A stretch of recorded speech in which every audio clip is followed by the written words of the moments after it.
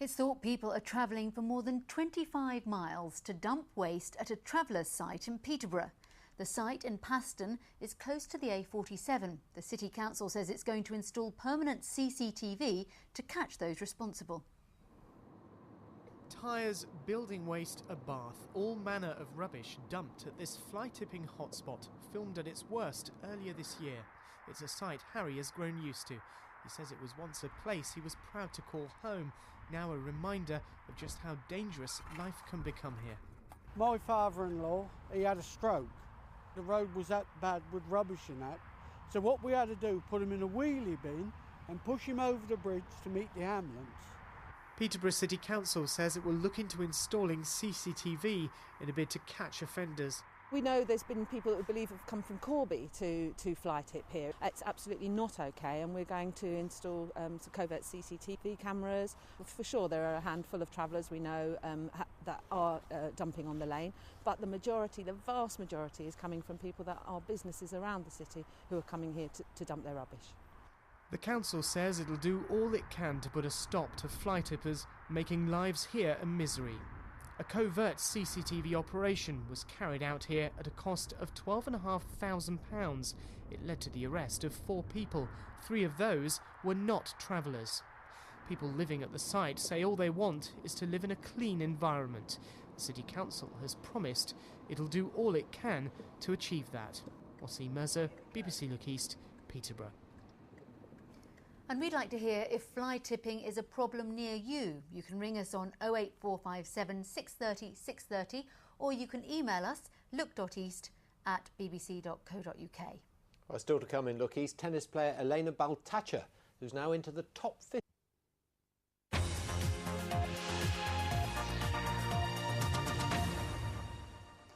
The family of a father and daughter found dead in Essex has thanked the community for its support.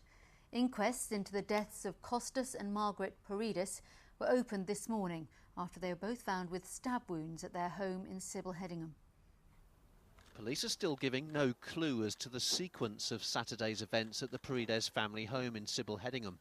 But today, at the coroner's office in Chelmsford, inquests into the deaths of both Costas and Margaret Paredes were opened. During the brief hearings, a coroner's officer confirmed that Costas Paredes died from stab wounds to the chest and Margaret died from stab wounds to the chest and abdomen. I understand the police investigation at the family home itself in Sible Hedingham is now over, and the partner of Costas Paredes and the mother of Margaret, Bernadette Bass, has now issued a short statement via Essex Police, and it said, "We really appreciate all the support that so many of you have given me and my family during this traumatic time." Meanwhile, a spokesman for a Salvation Army hostel in Braintree, where Margaret Paredes had spent time, confirmed staff there were helping the police investigation. Back in Chelmsford, the Essex and Thurrock coroner asked for the court's sympathy to be expressed to the Paredes family at this tragic time. Gareth George, BBC Look East. The so-called lotto lout Michael Carroll has been found guilty of drink driving and disqualified from driving for 3 years. He was also sentenced to 16 weeks in prison, suspended for a year. Suffolk police have arrested a man on suspicion of raping a teenager. A 14-year-old girl says she was sexually assaulted in a car park near North Street in Sudbury Town Centre on Saturday night. Police today arrested a man in his 20s from the Sudbury area. National Express has been given an extension to its rail franchise in East Anglia. It will now run services for an extra 28 weeks until October 2011. Unions have criticised the move, saying the company is being rewarded for failure. A group of students who were given university accommodation have now been told they have nowhere to live. 40 second-year students at the University of East Anglia in Norwich were allocated rooms, but the university now says it made a mistake. The beginning of a new term at UEA, and students are gradually returning to campus. But for a group of second-year students, it's stressful. With 2 weeks to go, Nikki Sanham is still on holiday in Cornwall, but she's just found out she has nowhere to live when she returns to university this semester.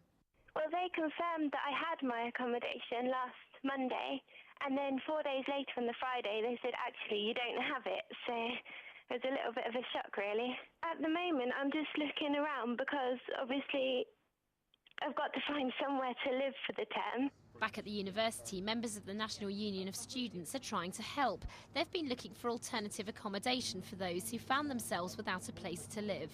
It's a pretty big blow to people who are expecting to come back and live in university accommodation to be told they can't do so anymore.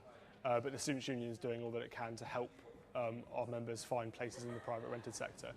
Staff at the university are trying to sort it out. They say they've had such a high demand for first-year places, they can't fit everybody in. We're very, very sorry about the fact that we got it wrong this year, and we've decided that we needed to prioritise the new students to UEA, who have all been accommodated, though it's a squeeze. Some of them are in double rooms, for example. And sadly, there are 40-odd returning students who we had promised accommodation to, who we're not going to be able to accommodate.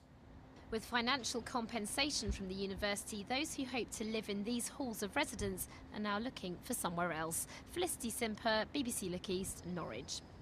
In football, both of our championship teams are in action tonight. Norwich, who haven't lost since the opening day, go to Doncaster, and Ipswich, who are unbeaten, could go top if they beat QPR at home. No, Three quarters. I'm surprised with QPR being near the top or at the top. No, particularly with the 1 or 2 players as well they brought in on transfer deadline. They've got a lot of attacking options, vast experience, obviously an experienced manager, so there's no surprises. There's always a few surprises with teams maybe towards the bottom.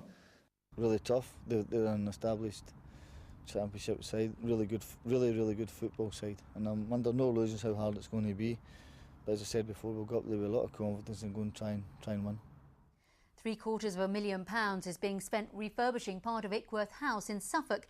The kitchen and domestic area of the Ickworth Rotunda is being returned to what it would have been like in the 1900s. Now, think of the Blues and old names like Muddy Waters might come to mind. But the Blues are still very much alive with people like 21-year-old Ollie Brown from Norfolk. He's just been named Male Vocalist of the Year at the British Blues Awards. Described as the hottest young pistol in British blues by Mojo magazine, Ollie Brown's career only began 5 years ago. His latest accolade, 2 British Blues Awards for Best Male Vocalist and Young Artist of the Year. Absolutely over the moon. It's fantastic news, really good. British Blues Awards 2010, and he got 3 great nominations and won 2 of them. What can I do? What can I say? 2 years ago, his band signed to a German record label and was the only UK act selected to play at the International Blues Convention in Memphis. Blues may not be as fashionable a genre in the UK as it is in the US and Germany, but that's never been an issue for Ollie. It's a very honest music. I love seeing the performers of blues music. People like Buddy Guy have a really great presence. When you see them on stage, they have this big presence about them. They walk on stage, tell stories, and have this great, intimate feeling that really brings the audience into, makes the audience feel part of the show. And I really love the entertainment side of blues, which I think is unique, and other, other styles of music don't really come close to that.